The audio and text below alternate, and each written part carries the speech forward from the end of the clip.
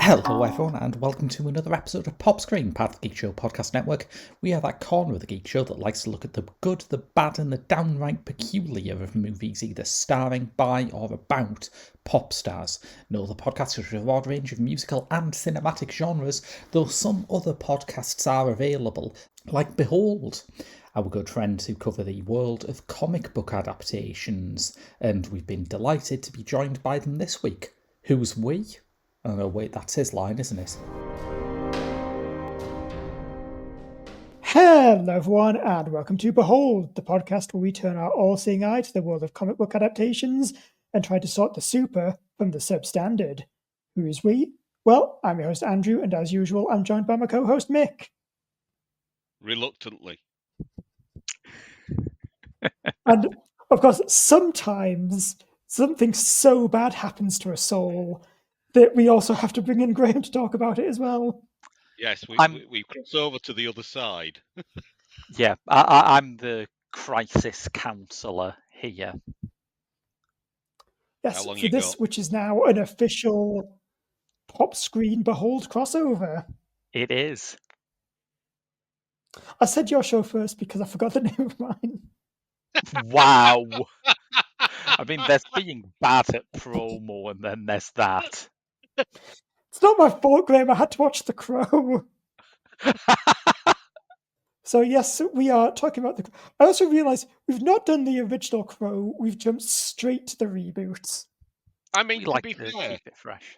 To be fair, we are quite good at doing sequels before we do originals and doing reboots before we do originals. It is. It's part of our charm, let's say. It is, yeah. It's why the listener keeps coming back. What listener? I mean me, when I do the editing. All right, okay. That's the one hit we get. So, yes, this is the 2024 film, directed by Rupert Sanders, based on a screenplay by Zach Balin and William Schneider, and based on The Crow, the comic series by James O'Barr. So, how familiar are we with The Crow? More familiar than I was this time last week. More familiar than I'd like to be. I have like a dim recollection of seeing the original and thinking, and I'm sure we'll get deeper into this, but it's not something I remember as being a masterpiece, but something I remember as feeling like right for its era. A number of things came together that just lifted it beyond what it could have been. And I never really got into the Crow oeuvre when it came, because there were a number of sequels and spin-off projects. Yes. And I think it appealed to an age group and a sort of youth culture that I'd just come out the other side of. I was just that little bit too old for it to really grab my attention. Unlike now, of course, where I'm in the full bloom of youth. He said, realising how crazy that sounded. But I think you're right. I think there was a zeitgeist that it captured when the original bits came out, and there was some part mythologized and part actual sort of news stories that came out of it as well. That I think. Yeah, of course, relating kind of the death of Brandon Lee. Yeah. Yes. So, yeah, I remember it being a pop culture thing. More than I remember watching it. See, that's interesting because I kind of thought this would be maybe where the age divide between us would come in, because I saw it and I was exactly the right age to go, oh my god, this is the coolest thing I've ever seen. Yeah. And admittedly, like, I did go back a few years ago and rewatched it, and I was like, you know what? Actually, some parts of this are a bit shonky, a bit silly, but also it's still the best thing I've ever seen. Oh, this will make the ranking interesting later on. Well, this is of course the '90s Crow we're talking about. Yes, that's true. Wait, I'm sure we'll cover it at some point. It would be lovely to think that Andrew is so young that he's like having a second look at something that came out less than a year ago and thinking, oh, of course, back then, back in the dim and distant summer of 2024, I was so naive that I fell head over heels for this. But as a more mature, reflective man. But the other Yes, thing but you've it got to... was a slip of a. Actually, when did the Crow come? Oh, it was 20. Right, that doesn't even work because I was actually still 33 when the Crow came out. It's not been a full year since the film came out. But the thing is, you've also got to remember that time works differently now, because in the past, when you looked at, you might revisit a movie because it gets its first DVD release or Blu-ray release or a 4K remaster or something. And of course, what you did then was you said, and this film was first released 16 years ago, and to much fanfare and media speculation and blah blah blah blah blah. But of course, now we've got a new calendar, which is years AC after COVID. Yes. Where actually getting your first Blu-ray release happens the day before it goes into cinemas. And 2 hours after it's appeared on a streaming service. So there is that. There is a sort of fake nostalgia for things that came out in 2020.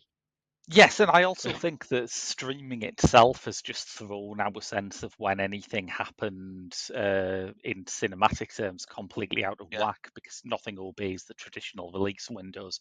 I saw that my local cinema was putting on its first screening of Emilia Perez recently, hoping to catch the backlash to the backlash. Or maybe even initiate the reevaluation. Yeah. After the backlash. And once again, this is the first time it's been on a big screen. Yeah. God, that does make my noodle a bit. Yes. But yeah, anyway, The Crow, just absolutely loved it. Happy to admit it's very much style over substance, but it's got such style. Just like the look of the film, and most importantly, the soundtrack. I mean, yes. You've got like The Cure, you've got Violent Femmes, you've got Rage Against the Machine, you've got Jesus and Mary Chain. It is, as the kids say, back-to-back bangers. Yeah. Okay. Also, by soundtrack album for Crow. Yes, but by soundtrack album for original Crow. Yeah. Do you think that's how they market it now? Original brand Original Crow OST. Or is it original OST? The Crow original OST. You're making the new version of The Crow sound like the new Coke, which I guess is not wholly inappropriate. No, because some people did buy the new Coke. Yeah, I mean, if anything, I feel like 90s Crow is Crow classic, and this film is very much vanilla Crow. I think this is Crow Zero, possibly the lemon edition. It is a lemon. It is a lemon. It is. Same great Crow taste, Zero style. You see, I'm arguing the same great Crow taste.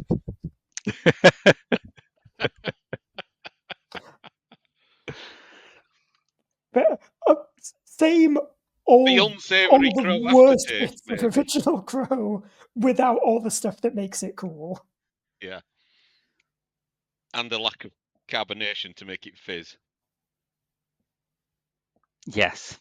I suppose one thing that we haven't mentioned, and I don't know if anyone has sort of anything to say about, but I have never read any of James O'Barr's original comics, so I'm not sure whether some of the problems here are due to excessive fidelity to the source or excessive infidelity to the source. It Oh, does feel like it could be either.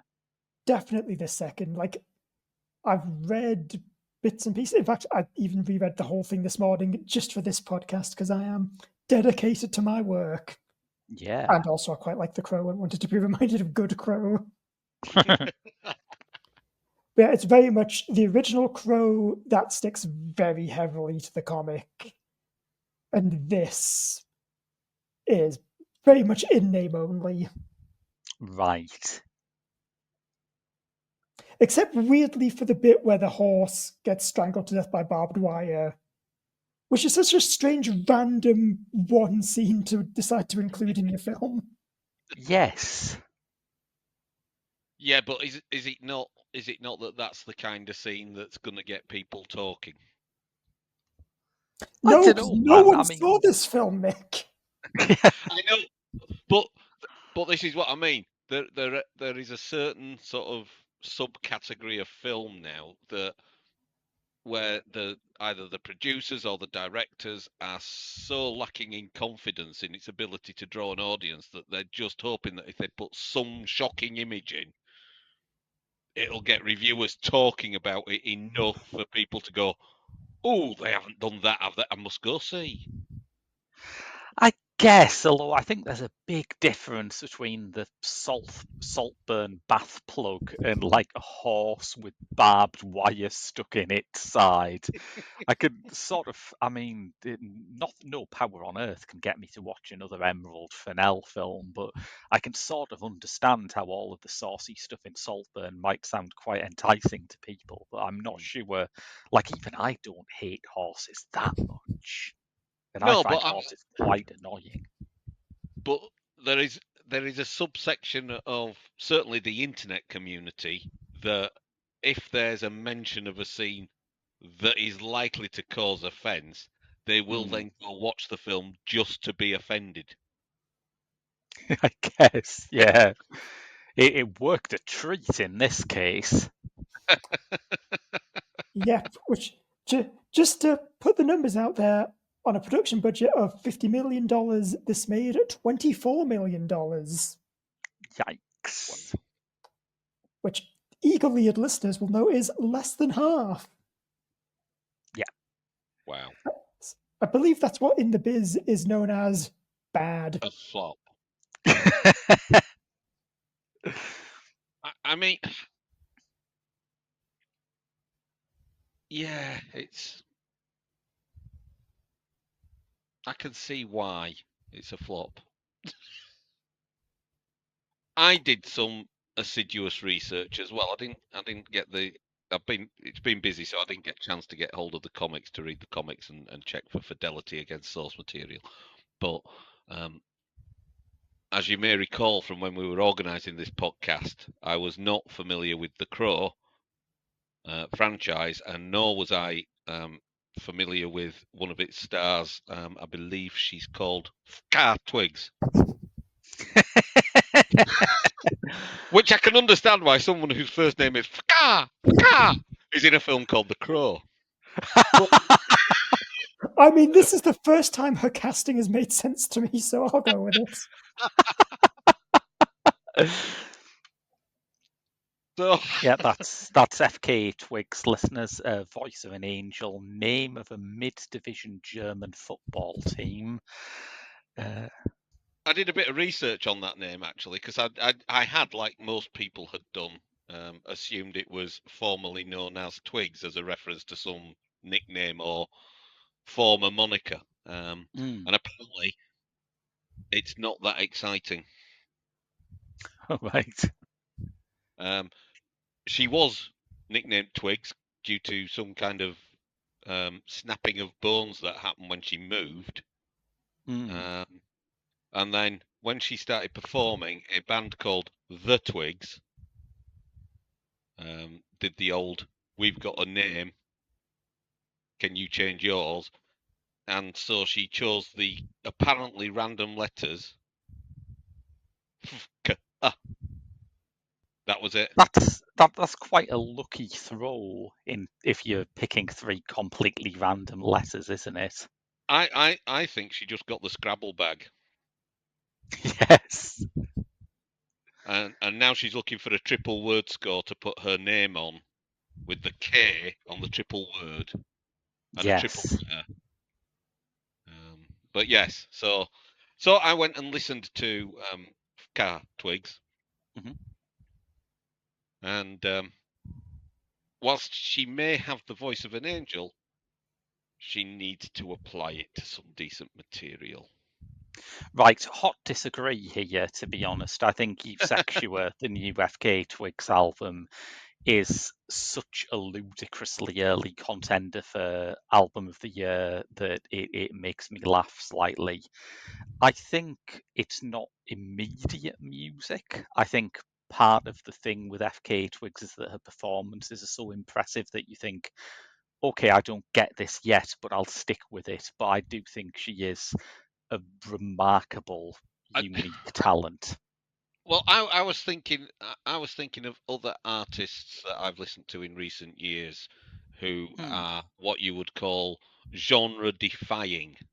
Yes. Not defying. Difficult to label. I'm thinking of people like Paloma Faith. I'm thinking of people like Janelle Monáe. Yeah. And they're genre defying because they do the music that's right for the song. I just felt I was listening to some random shite that had been put together.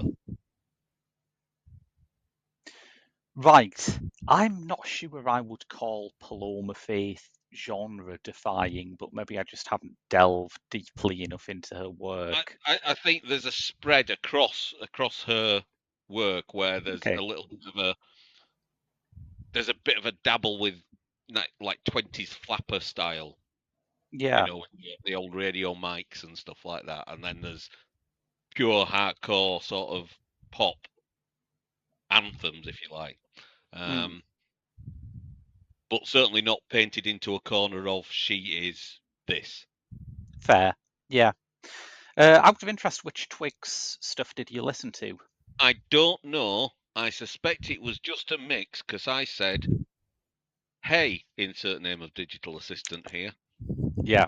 Play some FKA Twigs. And that's what and it did. Picks that up.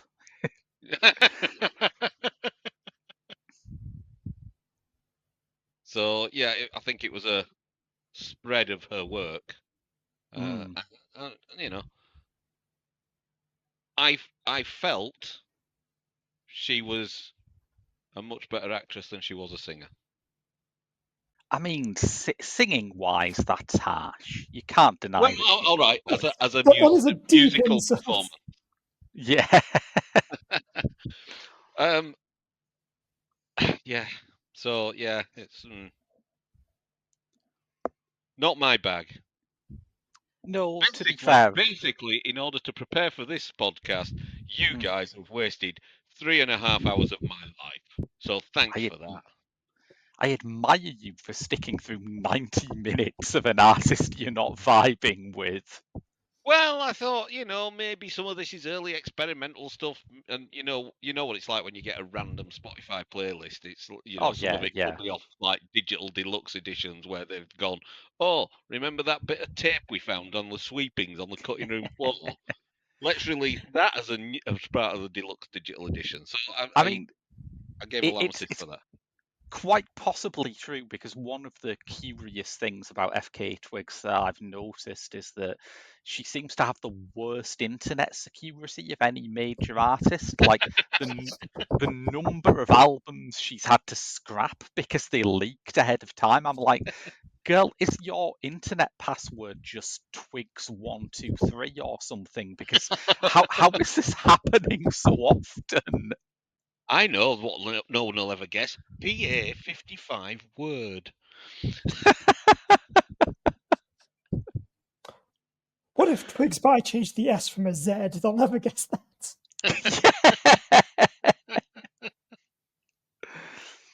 Also, I feel quite bad that Mick's put all this work in. Meanwhile, I listened to 2 tracks, You Said and Striptease, went, yeah, would like this well enough, and then just stuck the Crow 1994 soundtrack on.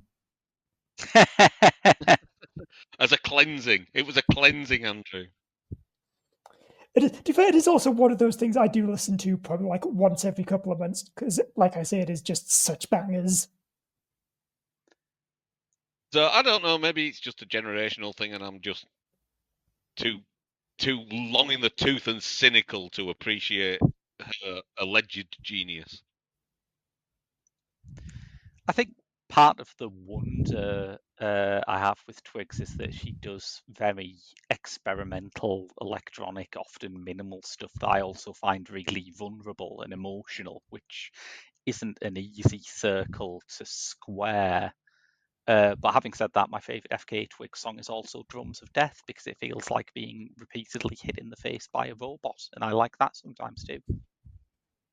You know, that sounds like the kind of song that would be good to have on the soundtrack to a Crow film.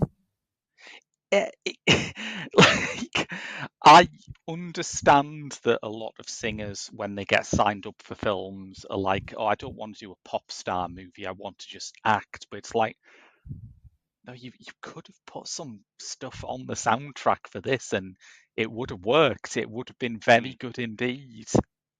But then I guess it's the kind of film where it's likely to be stylized to the point where it just feels like it's an extended video for the record then. I mean, yes, but that's what the Crow should be. Thank you. Yes. Yes.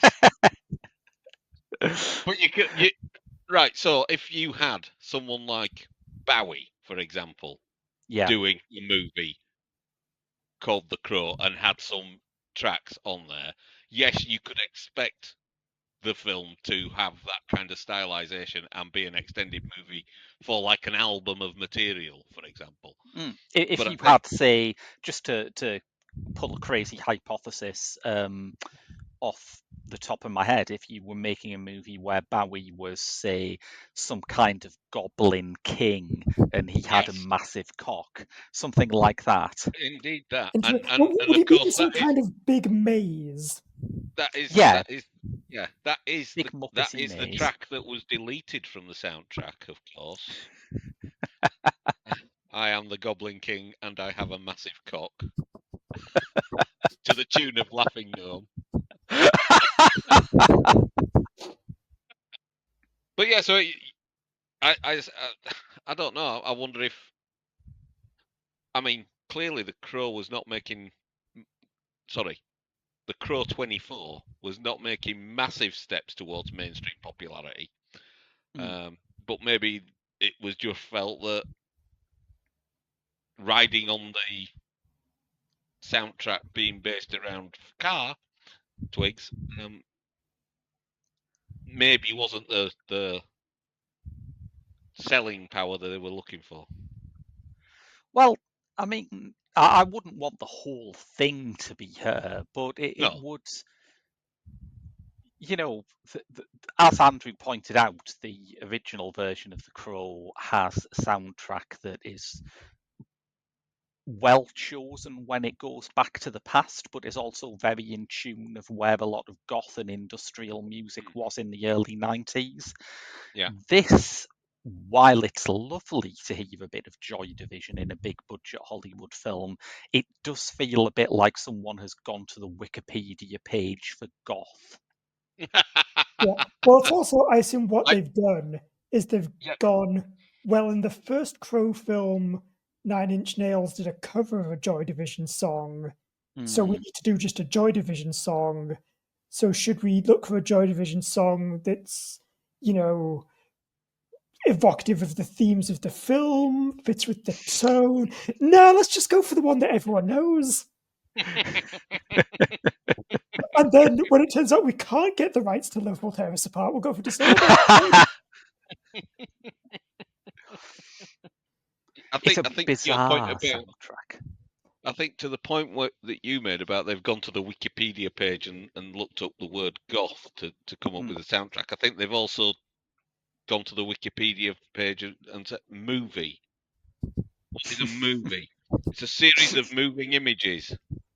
Right, we'll make that then. Yeah. And, if that's the measure of success, you can't deny that they've nailed it. No. Yep, this certainly is a film that has a beginning, a middle, and an end. How Can much we of the talk runtime is dedicated to each of those might not be what you expect, but they're all in there. Well, I mean, to be fair, bearing in mind that this is a film with heavy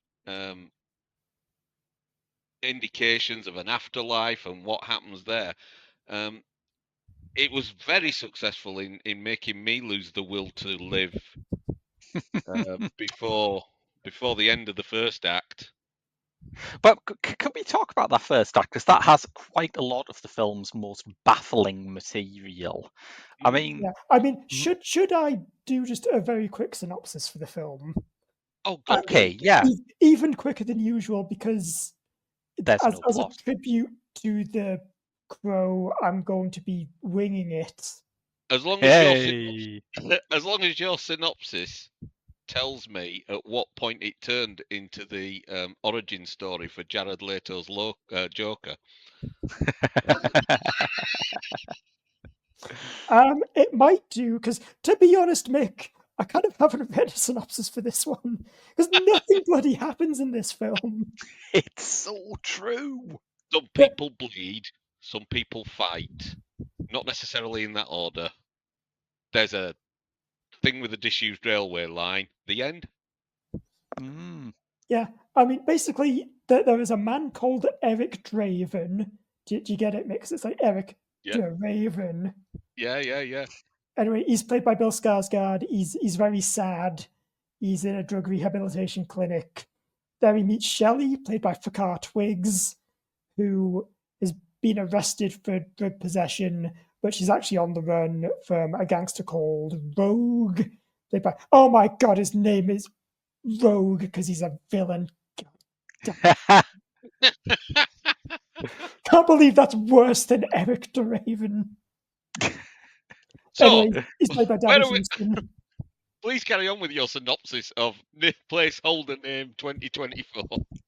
Yeah, so anyway, Bill, Eric and Shelly, they bond over their love of art, music, and not being able to act. They escape the clinic and go on the run, but then the gangsters catch up to them and kill them both. And you'd hope that would be the end of the film, but no, because then Eric comes back to life, because Rogue, he's also like made a deal with the devil to send people's souls to hell, but that's bad. And Eric is told if he goes back and kills him, then him and Shelly will come back to life. But then not, because he sees a video of Shelly doing a bad thing, and so now she can't come back to life unless he sacrifices his life. And that's about as well as it's explained in the plot as well. And this is a bad thing that she does because Rogue whispers to her in Welsh or something, isn't it? Yes, he does his bad whisper that makes you do naughty things. Yes. There's no clarification whatsoever as to what the video entails, isn't there? I didn't blink very hard. No, I think it's the video of her stabbing a guy, and for some reason Rogue wants the video, which is why he was after Shelly, because that's getting out is somehow going to ruin him, even though he's an immortal crime lord who also seems to own the police. Yes! I think it's because, and I hate you for trying to make me remember this plot. I've got a feeling it's because it's the one video that shows him speaking in Welsh at her before she does the thing. It's quite a low horizon for an immortal satanic supervillain to have, isn't it? I just don't want people to see me doing any of this. I might get sued. Yeah, but think about it, right? if you're Yeah. an immortal super criminal villain, right? Do you want people to know that you're immortal super criminal villain? I mean, in my case, yes, it would be awesome. People would respect me for once in my life. But also, it's People like, finally stop going to the opera to seem impressive. yes, I can stop pretending to like opera. Like everyone pretends to like opera, but it's also like, what are the stakes for Rogue here? It's like one of those old Hammer movies where they bring the police in, and you think, what are you going to do with a fucking mummy? Maybe he's just really, really conscious and really, really risk averse. It's not that he generally doesn't want, the meat. He doesn't want the video to be shown on Crime Stoppers or News at 10 or something. Maybe he's just conscious. Right, I'm an immortal super criminal being. This might get into the hands of a Van Helsing. That's both fair and a more interesting plot than the one we got. Also, maybe all the evil words he's whispering, he's actually pronouncing them horribly wrong, and he doesn't want anyone to know.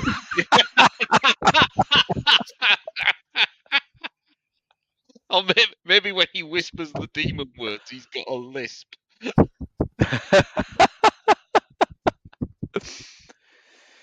But it's like, we've talked about the setup for a few times, and I just want to go over the place where Eric and Shelly meet, which is, as you say, a drug rehabilitation centre. It looks quite a lot like a prison.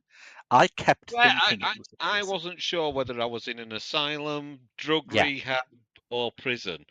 It could have easily been any of those. Yes. Yes, because they all have ankle tags, but also they seem to be free to just wander about as they please. There's a cinema in there. There is a baffling moment where when they Just the first meet, that Shelly sits next to Eric and notes, or they have a thing about men and women not sitting together. And at the time, I'm thinking, well, this is a prison. Most prisons manage to find a very simple way around this, but I guess you can't do that now because of woke. And also, they're all wearing pink uniforms, very much like in Paddington 2. Yeah, maybe that's it. Maybe they're just in the prison from Paddington 2. Maybe it's not a reboot of the 90s Crow. Maybe it's a spin-off from Paddington. It would explain why there are so many musicians in there. Anyway, Eric becomes the Crow, and whoops, it's 30 minutes until the end of the film, so he gets one fight scene, and then he drowns Rogue, and Shelly comes back to life. Yes. The end, set up for the inevitable sequel. Yes. I mean, not the most embarrassing sequel bait of 2024, because we've all seen Madam Web, which deliberately does not have any scenes of its superheroes doing anything superheroic in because the present. They need to save it for the next film. Yes. That's not true. That's not true. We see them learning CPR. And they're the real heroes. Heroes. Yeah. Not all heroes wear spandex. I was going to say capes, but then I realised it was Spider Family, so capes. This hero certainly isn't wearing spandex and capes. He's got a very, very unique style. Tribute to Heath Ledger style. Yes. It's very, I'm 14 years old. I have just seen The Dark Knight. This is my Halloween outfit. And no one's taught me how to apply mascara. They didn't say to keep it away from my lips.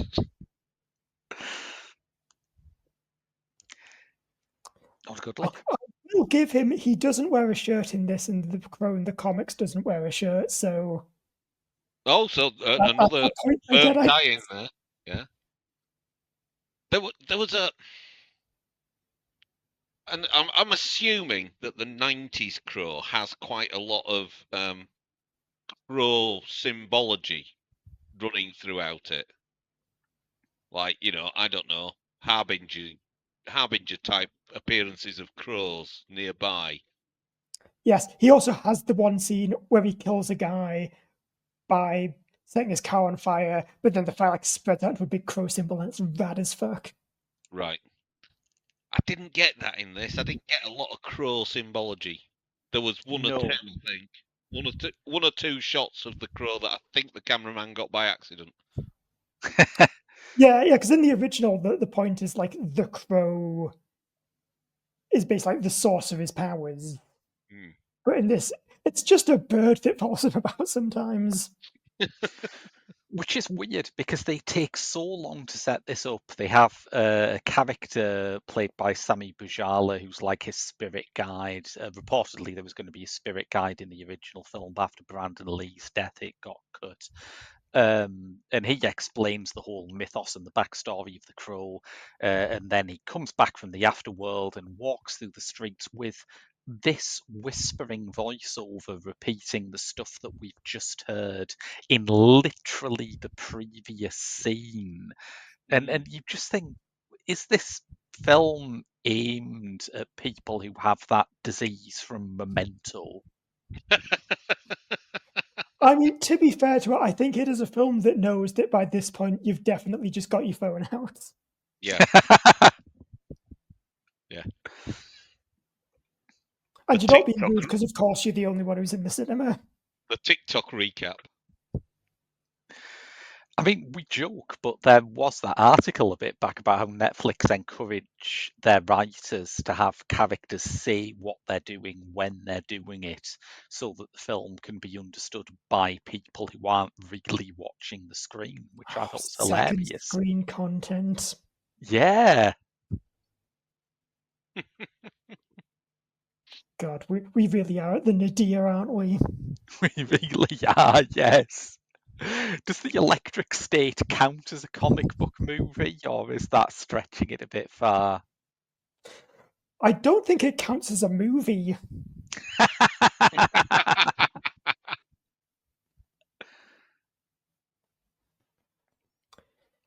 But yeah, I will give The Crow one thing, is I think that fight scene in the Opera House is actually pretty good. Like, that's the shit you want to see in The Crow. Like, the bit where he gets stabbed with his own sword, but like he shoots through himself to kill the guy behind him, and then like he stabs another guy with the sword, but it's like sticking out his own stomach. There's some decent gore in it. It earns its 18 certificate. I was happy with that. Yeah, it's just the problem is that's a scene that should be happening like a third of the way into the film, not Yes. the final climactic bit. Yeah, I think it's the kind of film that gets put together as an homage by some final year film students. Does have a very strong fan film vibe to it. It's true. Yeah. But actually no, because I think a fan film would have been more faithful to either the original movie or to the comic book. Yes. This is more like, this is a fan film about a film my dad told me about watching. Starring your best mate, who means that the Crow has to have a weird mullet because you've refused to change his hair for the film. This may be my spiciest take about The Crow, given what I had heard of it previously, particularly from Kat on the Uncut Network, who is this movie's only fan. And, I respect that. I respect going out on a limb like that. I'm the guy who thinks Anora was really bad. But the take that I'm worried I'm going to get pelted for is this. I think Bill Skarsgård is really, really miscast in this. I'm starting to think maybe Bill Skarsgård is just miscast at any time he's a leading man. Well, I think my main problem with this was that I couldn't bring myself to care about either of the characters. Mm. I mean, by the time they end up dying, Yeah. I was just glad that someone had put them out of their misery. Out of your more importantly, out of my misery. The last time I came across protagonists this difficult to like, it was Cloverfield. The original Cloverfield with the spoilt brats who were bitching about the mobile phone and being stranded on the wrong side of town after a party. And it's like, oh, yeah, I don't care about you. Why can't the monster get you and eat you? Yeah, I do think Eric and Shelley are exactly the kind of people who insist on going on and on about the holiday they had, where they went to, like, some shack in the woods, and it was great because actually it was more authentic than your holiday. Yeah, yeah. Let me And the fact that they didn't eat for a week because they didn't know how to catch things just added to the whole experience. The dysentery I got really put me back in touch with nature. Okay. Devil's advocate. While I don't think what's happening here works, I kind of admire the fact that there's this big comic book movie that has this stretch of downtime where the heroes sort of fall in love and have sex and take drugs and other things that would have happened back in, were this a 90s film rather than just a remake of a 90s film. There's a lack of judgment about that. There's a lack of sort of mechanical eagerness to get onto the next plot point. I think the purpose of it is to try and diffuse the fact that The Crow is just built on this foundation stone that is very awkward these days, which is it is about a woman who dies in order to motivate a man. And I admire that they're trying to fix it, and I didn't mind some of those scenes, but in the end, you can have Shelley read Arthur Rimbaud while listening to The Cure, but she is still there to die, and it doesn't get around that. No. Yeah, I think it's also it's the other side of the balance in that. Yeah, so sometimes also the reason these characters get killed off quickly and suddenly is because it's just boring to watch their lives. Oh, if only they had been killed off quickly and suddenly. Yeah, that's what I mean. Like in the original Crow, I think he means without the resurrection gimmick. Yes. Okay. The resurrection gimmick I want to talk about, because that for me is probably what fundamentally ruins this as an adaptation of The Crow. Okay.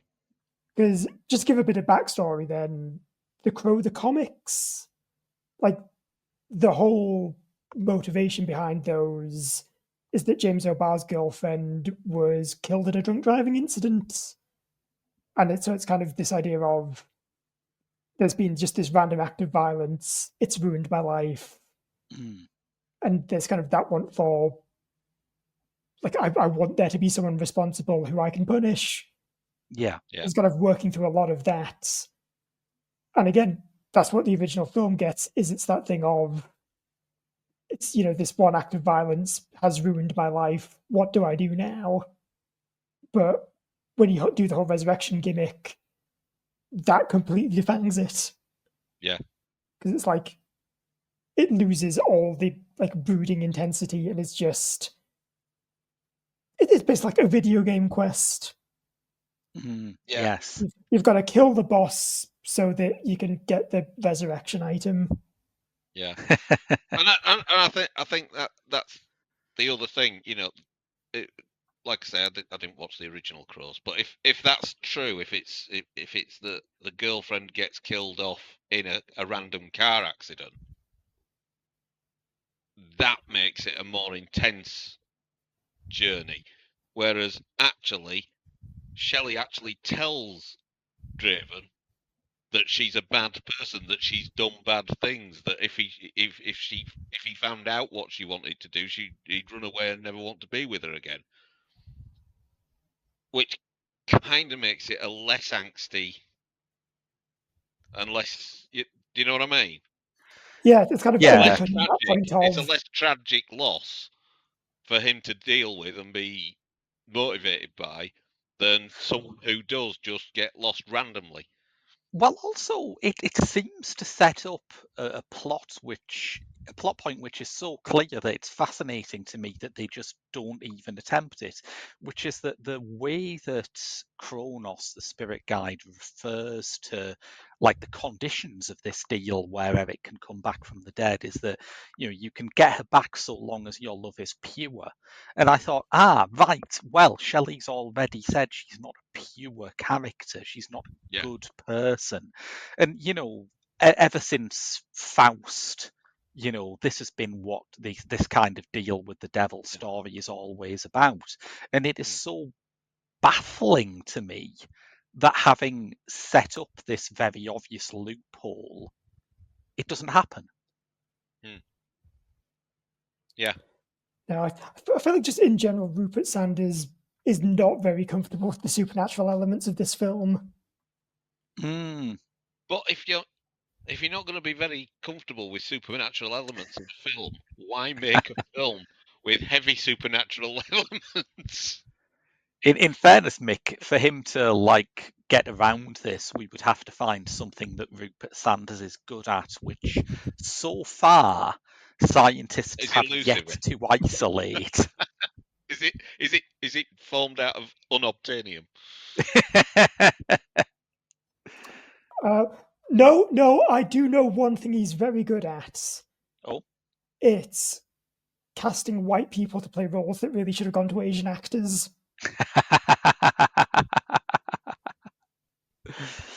Except, of course, for Asian actress Scarlett Johansson. Oh, she who, as we all know, I thought she was a trick. She can play anything she wants. If she wants to be Asian, she's Asian. Yeah.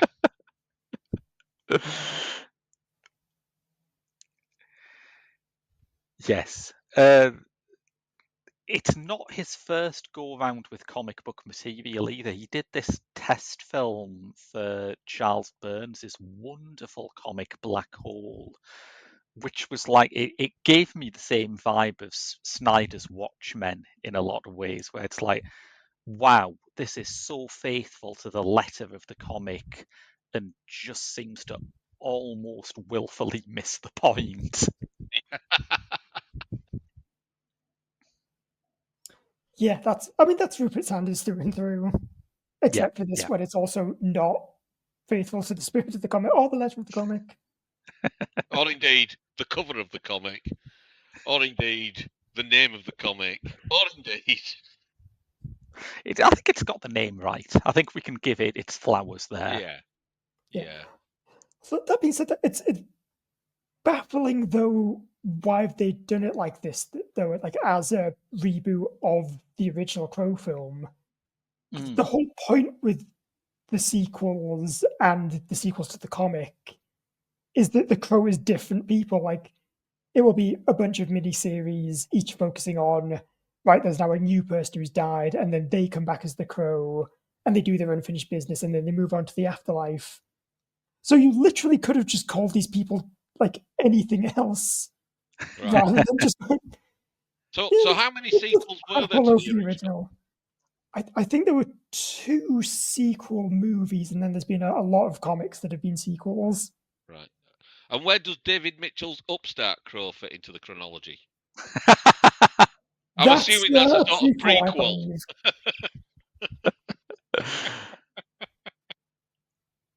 Yeah, I think it's in between Crow City of Angels and the comic Crow Trail of Tears.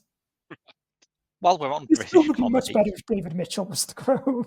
Yeah, I also find it's impossible to say the title without thinking of Fessel in Four Lions.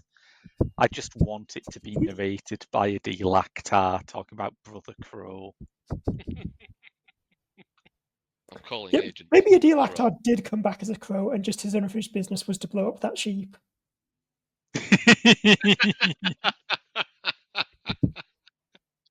Well, in comparison to its predecessor films that were adaptations of the Crow material, it lacks the source material fidelity the stylistic approach, the plot, and the soundtrack. They have a song by Foals on this sound. Foals are in a Crow film. That's not right. It's got Enya. Yes. What's up with that? And Gary Newman. Hey, one plus point is of the Gary Newman song being on there is that it taught me where the sample from "Where's Your Head At" by Basement Jaxx comes from. So that was nice. I mean, that was the ludicrous moment where I thought it was going to be Basement Jaxx. And it could have been. You know, it's no more out of place than anything else. Yeah, and this absolute nonsense mongrel of a soundtrack. They missed a trick by not including the birdie dance. I mean, I think that would have been too relevant for them. It's a bad film. Why did he throw the severed heads into the audience at the opera? Like, what have they done? Is it like a massive? Yeah, surely that's just a normal audience of people. Yeah. Hey, you know the old saying from the opera: "It ain't over till the severed head lands in your lap." I mean, what if it was some local orphanage's big trip out?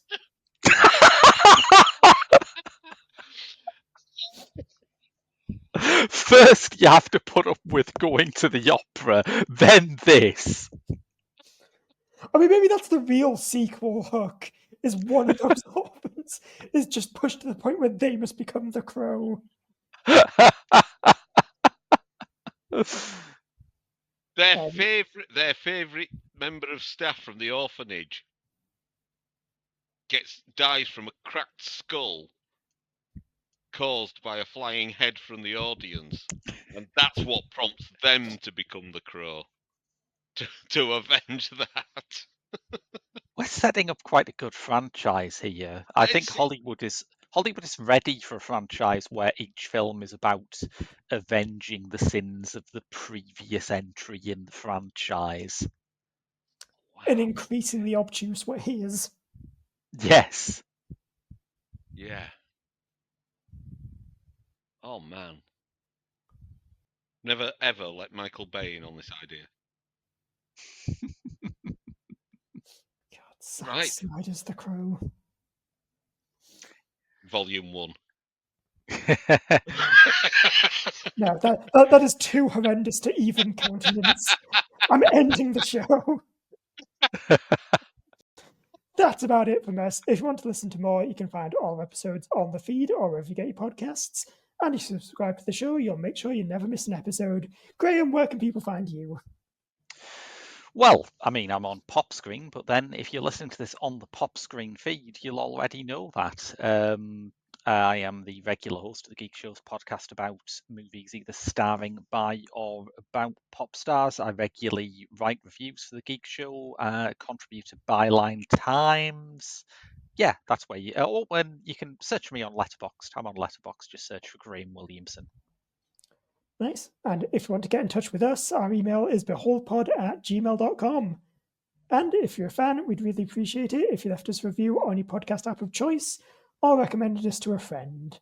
It's the best way for us to grow as a show and reach you listeners. So that's everything. Until next time, I've been Andrew.